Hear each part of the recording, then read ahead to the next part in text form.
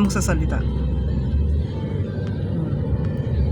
Ito po yun, papasok na tayo sa ano, papasok na po tayo sa gate. Yan. Yan po yung gate.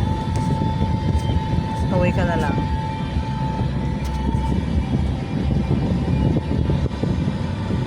Yan. Ito po yung gate.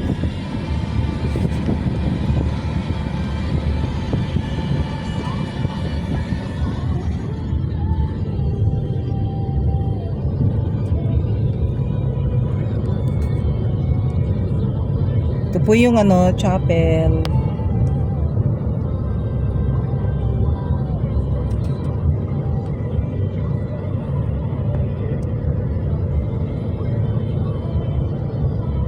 Yan yung crematorium. Ito po yung mga, yung lumang columbarium. Yung sa gilid dun, yun yung mga bagong columbarium. Ito po, nandito tayo sa rotonda. Ito po yung hilera ng mga 12-lot Junior Garden Estate. Ito po yung dati pa, yung mga naunang mga nakabili. Yan. Yung along the road po, mga premium lots. And then yung sa loob, mga inner lots, mga regular lots na yan. Yan po yung mga family estate. Mga designs na pwedeng pagpilian. Yan. Pupunta po tayo dun sa lote na binibenta namin na 12-lot Junior Garden Estate din na 29.28 square meters na napakaganda po ng lote. Kasi po malaki po yung mga ano, yung mga vacant lots, mga easement na hindi na po pwedeng tayuan ng ano, ng estate, kaya pwede nang gawing garden kung sino man yung makakabili.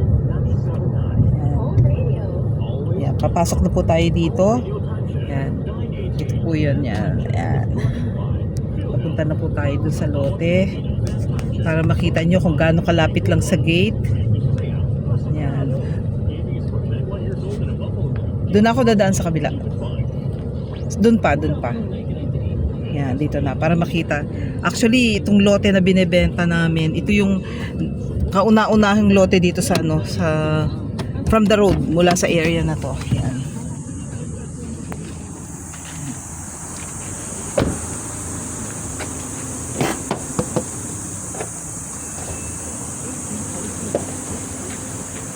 Ito po yung ano.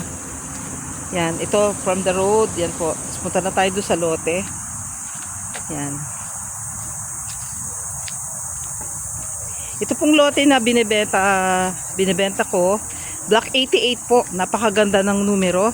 And then facing north, facing east po yung ano, morning sun natin. Yan, ito po yung morning sun. And then yung lote po, ito na mismo. Yan, yung may white po. May white na parang flag hanggang dito. Yan. And then hanggang dito po. Yan. Yan po. And then hanggang dito. Yan. Yan. Meron pong half meter na easement mula dyan sa ano, sa walkway. Yung walkway po natin napakalaki. Ito po, oh, makikita nyo. Kasya po ang kasya actually ang dalawang sasakyan dito. Pwede po mag-park dito kapag All Saints Day. Yan. Inaalaw po nila na iakit sa sasakyan. And then sa likod po, mga Indian trees. Wala na pong ano, structure dyan sa likod. So, mangyayari vacant lot na po yan. Yan, walang structure dyan. Pati po dito sa side na to, wala na rin structure dyan. Vacant lot na rin po yan. Kumbaga, ang magiging katabi na lang po ng lote is sa kabila.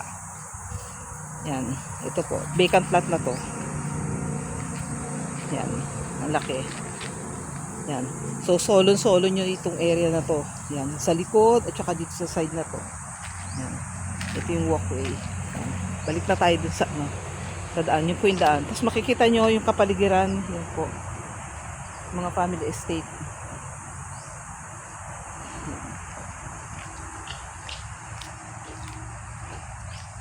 Yan, ito po to lang yung walkway dito. Pero dito, wala na pong ano dito. Wala nang structure. Yan. Ito na po yung daan.